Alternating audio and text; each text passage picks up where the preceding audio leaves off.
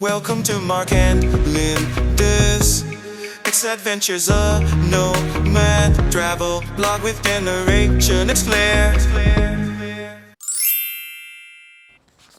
All right. Hello, everyone. I'm Mark. And I'm Linda. And these are our Adventures. Adventures. All right. So what are we going to talk about today, Linda? Well, we're going to talk about everything that we've done in the past 5 months. Has it been 5 months? Oh, man. Okay, wait. So, the middle of August to September, October, November, December. Actually, it hasn't been 5 months. It's not even been 4 months. 4 months. Okay, let's talk about what we've done in 4 months. 3.5 to 4 months. Wow. It seems like a million years. Yeah, it does. That's so weird. Like a month is actually something these days. You know how you feel like your life is just like kind of going, and you aren't really experiencing from day to day anything? Well, these days we experience it every hour, every minute, every second. Sometimes. Yeah. It used to pass us by, but not anymore. Yeah, life when you're traveling, it's not a passive experience. I'd say it's a very active deal out here. I mean, we've been coming up with crazy stuff and then more crazy stuff and then more crazy stuff. But anyway, I think kind of crazy stuff. Well, it's future-centric stuff, so I don't think. Like Japan, we're going to go to Japan. So we've been trying to, weasel points and dates and flights and different stuff. So here soon enough, you're going to see some videos from us, and they're going to be from Japan, and I'm so excited. What is there in Japan, Linda? Sushi? Yeah, well, I meant like that. Okay, that was probably a bad way to phrase it. There is a hotel in Japan. Oh, Godzilla. That I'm freaking out about. Yeah. There's a Godzilla-themed hotel in Japan. Wow. Okay, so what are we here for today? All right, we're here to discuss and to Sorry. wrap up some of our travels in Europe and maybe say a few things about what we learned from those travels. Maybe. Okay, so let's just get down to the nitty-gritty. Let's do it. Okay, so when we first arrived in England, the UK, what is it that we noticed? Well, our first encounter was with public transportation, and what we had been told about it versus the reality of it was fairly shocking, I'll say. In ways that maybe describing it to you wouldn't do the justice to the thing. So what exactly are you talking about, Mark? What exactly am I talking about, Linda? I'm talking about arriving at London Heathrow Airport, and it's a madhouse of disorganized, disjointed, multiple lines and systems that do not go together at all. and so as a traveler, as a new traveler to these ways, it was almost overwhelming. We had to go, it was very, very stressful in a way that it didn't necessarily have to be. Because basically everything was so far apart, and to get from one area to another, there wasn't really clear instructions on how to get from point A to point B to point C, and how to even get out of the airport. It was a madhouse, and it kind of reminded me of the movie The Shining. Remember? I don't know if anybody remembers The Shining. Of course they remember The Shining. I'm dated a little bit here, a little old. Stanley Kubrick's work is timeless. Yeah. Well, anyway, the part where you're walking down the hall and you keep thinking that you're going to get to the end of the hall, kind of thing. That's what London Heathrow is like. It's hall after hall after hall. Well, it's not a hall. It's Well, more you like know what I trying mean. to get to your destination. There's elevators, there's escalators. This place is huge. I mean, did we take an Uber? Or did we end up taking public transportation all the way to Princess Risborough? We took public transportation from London Heathrow all the way to Princess Risborough. Okay. We certainly did. Right. And it was expensive. Very. And I speak English, and so does she. I can only imagine a non-English speaking person encountering that system. I'm not trying to tell those people how to do business, but if they need some advice, I'll help them. Reach out. I got some ideas for that transportation system. And I think they had some signs, that said they were going to try to revamp it, but... I think that they did, and then when we got there... Wait, was that the revamped version? Revamped man, I can Yes, only it imagine was. how it was before that. That's what we said every time we would take their transportation. It was always such a disaster. It was such a disaster. Such a disaster. I thought that San Francisco was bad. No, worse, and I swore it off. But by the time we got to was it Germany? Well, we went to Poland, but we didn't do public transportation in Poland. A lot of boat rides in Poland. Yes, they're like very $3. It's like $3. Yeah, it was the only thing that was cheap in Poland. Right. Besides their soup, delicious Polish goodness, the Polish soup is the amazing bomb. Okay, so getting past that, the public transportation in Germany, in Austria, in the Czech Republic, amazing. The best darn, I couldn't even believe it. Flawless. Anybody could take it. It's for dummies. Yeah, it's for Like dummies. me. Yeah, like me. Like, I thought it was impossible to understand or comprehend it. Right. But it was actually very smooth. And it was cheap or free, which blew our minds. Now, there was one incident. There was a gentleman in Austria, I think Vienna, Austria. He had a very large bright yellow suitcase, and he got on. Oh yeah. He got on the subway, the tram, or whatever you want to call it. It goes underground and overground, so you can't really call it a subway. That was more like no, it was like a tram. Bus. It was a tram thing. I think they call it a trolley sometimes. Yeah, it was a trolley. It But wasn't it goes like underground. It does. It wasn't an underground one. It was an above ground one. Okay. Yeah. Even though, okay. Yes, it was. It was an above ground Your one. recollection of this is different than mine, but there is one thing we can both agree on, is that yellow suitcase probably had a dead body in it. It was so bad. So if you're on public transportation and there are no more seats, then you're going to either have to move and stand somewhere, which may or may not be comfortable, because sometimes it's kind of rough and sometimes it's fine. Yeah, but we were lucky enough to find another seat, I think. We did move to the front of the tram thing. I honestly don't know what to call it. So it was sort of a tram. It was an above ground tram that goes underground to the stations. But it wasn't underground. It was above ground. Mostly above ground. Okay. It did in fact go underground. It doesn't matter. Okay. He's arguing. But anyway. I will argue because it's true. So anyway, so above, we could have gotten off at any time. Yes. Press the button, we could leave. That's how I know it was above. Yes, most of the stations are under the ground. Yes.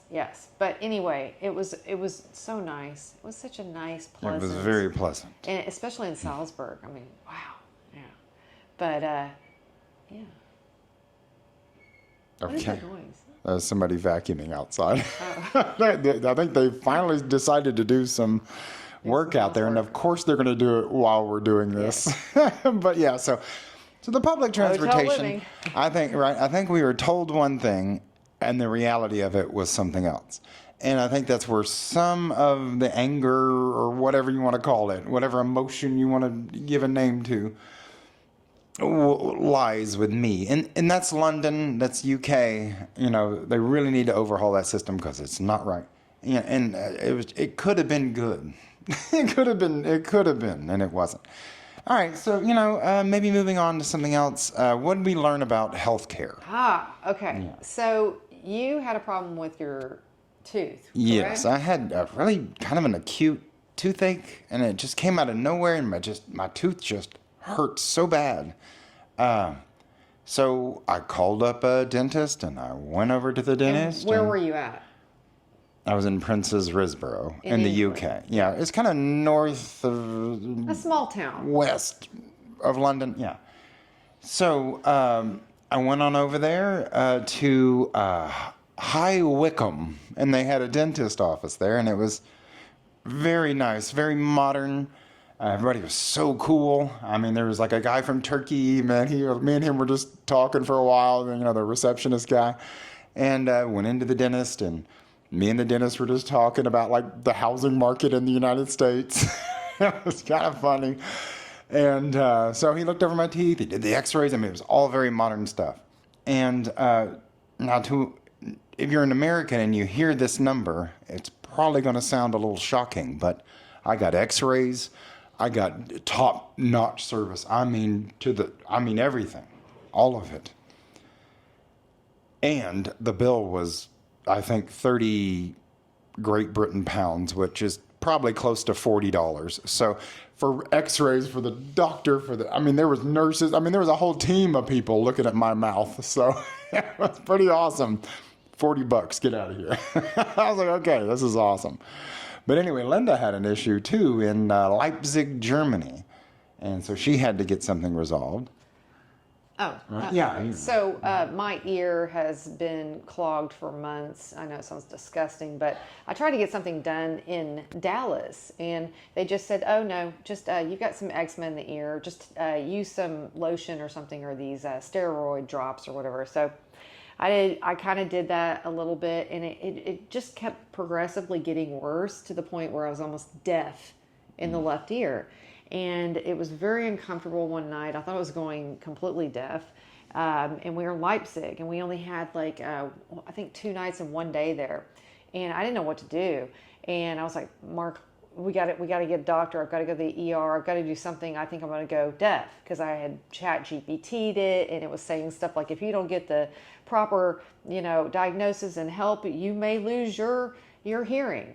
So we found a clinic, and we just walked up into the clinic, and they said, well, we don't have enough time. We can't do it today. And I said, well, I have to get something done today. I'm really very, very afraid to see what happens to my ear.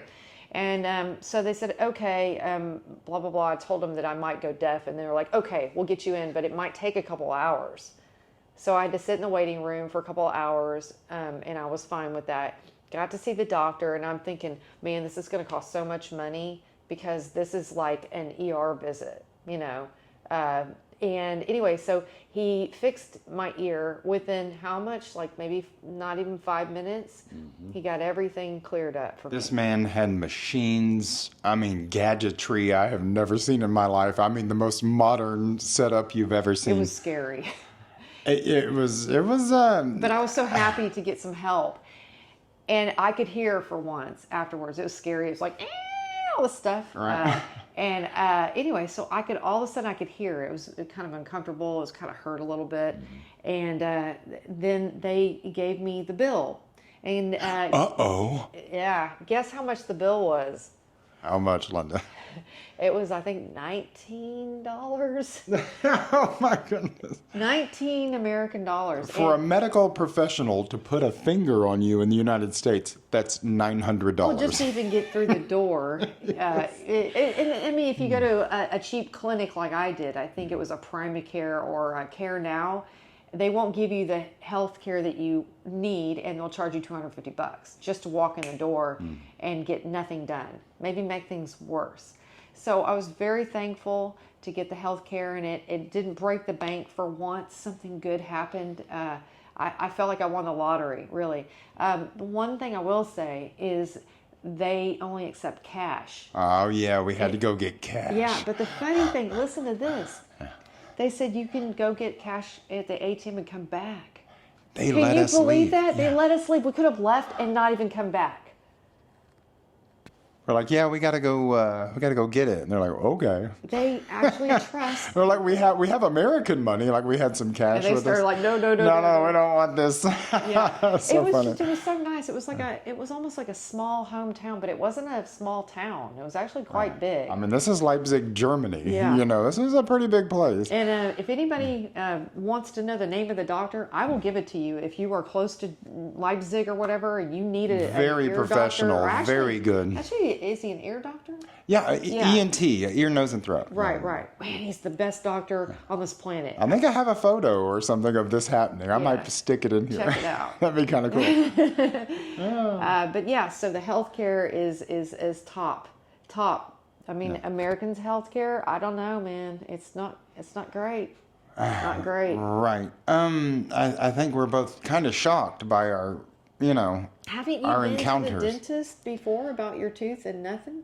And nothing. So, I have dental insurance and I've used it, and as I was trying to get my teeth, nice and everything done before we started this travel journey. And, you just can't do everything. There's going to be stuff pop up. And so you're going to be out in the middle of somewhere and need some help. And so I think the idea that won't happen to you that's wishful thinking, that, oh, nothing will happen. You probably need to think, hey, something might happen out here. But man, I'm going to tell you, it's been great. It's been really, really cool. Very modern, very reasonably priced.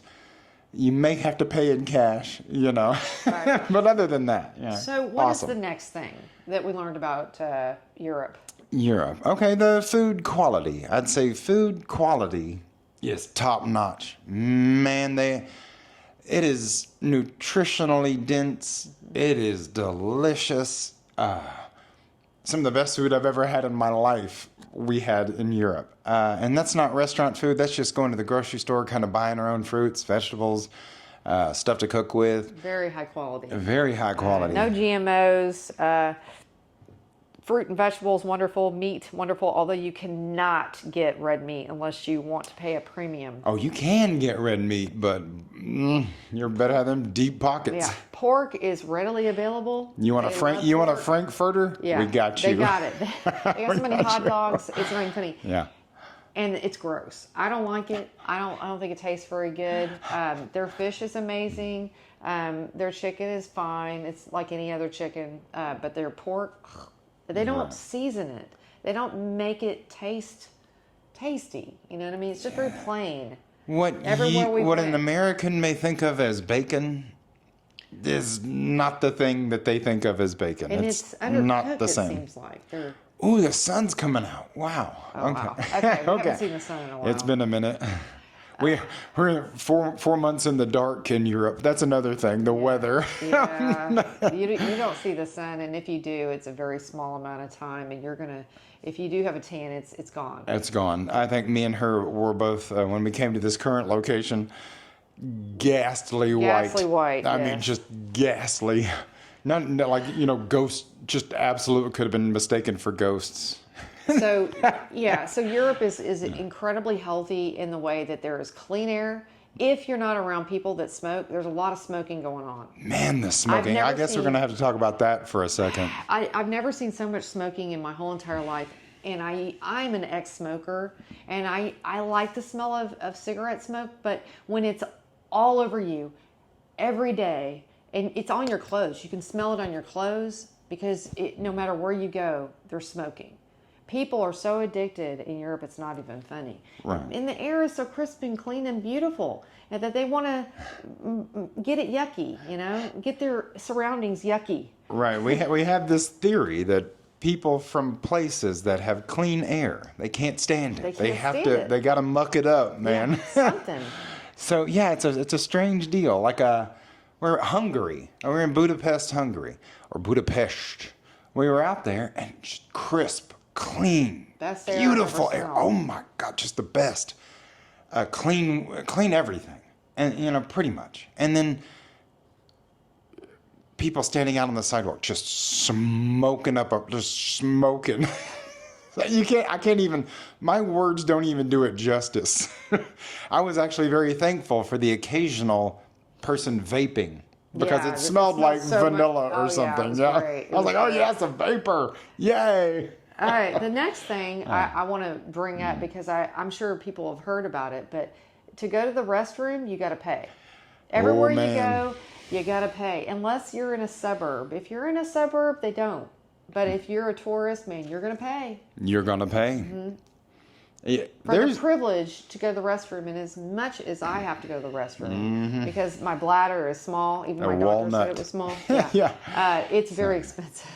So the idea of paying €1, Or two. oh yeah, every time you got to go to the bathroom, and there's 2 of us, so that's €2. That's $2.60 every time you want to pee. And there was a few times I found a bush You know? We had to like really limit our liquids when we knew we were going out. I would not drink specifically so that I would not have to go to the bathroom. And I did notice that when we were in, what was it, Cambridge? Not Cambridge, Camden Market? Camden Market in London, okay? There was a paid bathroom across the way from the whatever store I was at, the Doc Martens. Dr. Martens. Yeah, and they said, and so I went over there, and there was a long line, and somebody got really mad at me because I paid to get... Don't pay! Yeah, and they're like, don't do it! Yeah, basically, screw the patriarchy. Screw the patriarchy. Yeah. Anarchy! Don't pay to pee. I'm glad that Mark didn't pay, because if he had paid, I would have been very upset, because when you go into that bathroom, you start smelling something very foul. Oh, man. And let me tell you, the bathroom smelled so bad, I had to run out. I couldn't even go to the bathroom. It was so bad. So bad. So, you know. You don't always get what you pay for in that regard. No. So there's nothing worse than paying for a restroom and then going in there and it's just... It smelled like somebody just crapped on Because that's another thing in Europe about the bathrooms. The stalls in the United States, they have like a little space at the bottom. And there's this, kind of a larger space. When you close the bathroom door stall, there's this open at the bottom and the top. Yeah, European stalls are closed at the top and at the bottom. And let me tell you what happens with that. I don't know what they're eating. It's probably curry. No, it's not. It's not. It has nothing to do with that. There's something they're eating. Maybe it's pork. It might be pork. Something about it, but I'm going to tell you right now. Linda smells very good. She has a very good smeller. I have a bigger nose than most. But I'm going to tell you, it is compared to America, it smells so bad. And that's the first thing I noticed when I got to Europe was the raunchy smells in the bathroom. Every bathroom, almost every one that I went into. It's kind of like if you've ever been throw up or smell like poop. Have you ever been to New Orleans? That Mardi Gras kind of vomit smell. That's this. Yes. And you're paying for it. Oh my God! It's just so gross. So I would suggest, there's plenty of public toilets in the United States. I've been, if you go to that's another thing. If you go to a restaurant.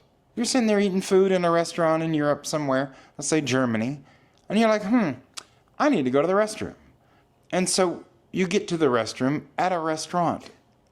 You still gotta pay. Mm-hmm.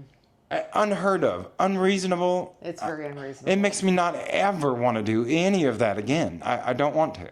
It's not right. I mean, what if you're a homeless person and you gotta pee? What if I guess you just do it on the street. I don't know. I guess you're just... It just seems inhumane. It just seems wrong, Another thing I did notice, speaking of homeless people, was in Czech Republic and also in Hungary, I noticed that the beggars on the street, they don't stand around and give me money kind of thing. No, they are on their knees and they're like in a praying position with their hands out. I mean, it's so humbling. I felt so bad. I wanted to give them money, but it's like, I have to pay to go to the bathroom and all that. I'm on a budget. No, we're out here on a budget, right?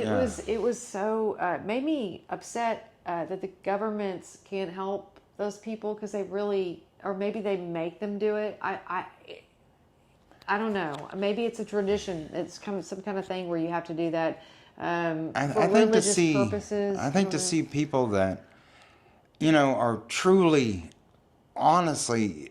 Destitute. Can't make cold. it, It was like in the 30s, 40s. It's so hard to see that. To have no shoes on and be on the ground, it really... Yeah. I've just never seen that before. It'll hurt your feelings. It will. It'll make you feel guilty in 100 different kinds of ways that you had never felt before. And, they adopt that position. And it's extremely humbling. Yeah. And my heart goes out to them. I really do wish I could help everyone. I'm just not in the position to, But, maybe there's something that can come in the future where humanity has, has some kind of a thing for other humans. Yeah. Yeah, I don't know that it exists just yet. I don't know. If I were to give money to every beggar that I've seen, we would be literally broke. I would be a beggar. Yeah, we'd be out there begging ourselves, and nobody would help us. There's no way. No, they'd look at us and go, "You stinky Americans." They already do that. Wait. Okay, so the next thing is we're talking about the food. I gained 10 pounds. Mark didn't gain as much as I did, but because I kept eating the delicious pastries. No, they were so good. They have got some of the best breads and pastries, and that's another thing. It's like everywhere you go, there's bread markets and bread stands. Everything is around bread. And I cannot blame you, and I cannot blame me for it, because it's some of the best bread in the world. They call it brat. The brat out there is just wow. Yeah, and their pastries. Mind blowing. Oh my God! I mean, it's the damage that I have done to my body. Some of it is you can't really work out. Yeah. You know, you're getting a walking workout. I mean, we do a minimum of like 10,000 steps a day, you know, like 5 miles, upwards of 7, sometimes 9 miles during the day. And so, you know, you're hungry. You want to eat something. You know? And you see all these Europeans on the street. They're just eating as they walk, constantly eating. And I kind of see why, because you need the carbohydrates to be able to walk that far. Yeah, even if you're taking public transportation, let's say you're going to get on the train, well, you got to walk to that train. You got to walk a long ways. And that's something that really was a pet peeve of mine, was that you had to walk like long ways just to get to the train, just to get from point A to point B, and then go walk a whole lot more. And then once you get off of that train, and let's say you're making a connection to a bus or something, yeah, you know, there's another mile. Yeah. And another thing that was kind of irked us was that nothing's open on Sundays. Oh, man. Sometimes not even open on Saturdays. In Europe, I'd say pretty much the whole thing shuts down on Sunday. Yeah. If you need groceries, you better be getting them on Friday, really. Or Saturday. Saturday was iffy sometimes, too, depending on the country. I mean, we've been to, 9 countries now? Yes. And so, depending on the country, it may or may not be open on Saturdays. In the United States, you know, you need something, the grocery store's open on Sunday. You just go there and get it. But in these other countries, you might end up being at a gas station trying to... Yeah, that's exactly what happened, remember? I know. I do remember. Yeah. And it was cold, too. It was like a 2-mile walk. Yeah, it was about to the only thing that was open. 38 degrees. It was in Vienna. And we had to walk from our hotel all the way to the gas station. We thought it was a grocery store that was 24 hours, but it ended up being a gas station. It was a gas station. We ended up getting 2 pizzas and hot dogs maybe some... What was it? I don't even know what we ate. Anyway, it was bad. Oh, it's schnitzel. We got a schnitzel. Yeah, it was actually okay. Well, but it was funny because how do you mess up a schnitzel? Walked all the way back to our accommodation, and we realized we didn't have a microwave or an oven. That was bad. So we had this pizza, and we didn't know what to do. We couldn't cook the pizza, but we did eat the schnitzel. Normally we had a microwave at the IHG, but not this one.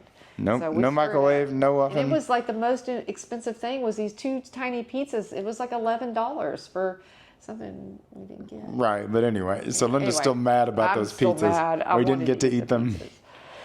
But yeah, so what are some other things that... All right, so we covered some transportation, some healthcare things, some food things, I guess the weather. You know, the weather's what it is. Weather's so dreary. Oh my God. I don't like the weather in Europe. I know we spoke earlier about 4 months of no sun, but, you know, really, the reality of it is different than me just saying it to you. Actually living for 4 months with basically no sun, it does something to you. It does something to your psyche, I guess. Before we stop, before I forget, on the public transportation...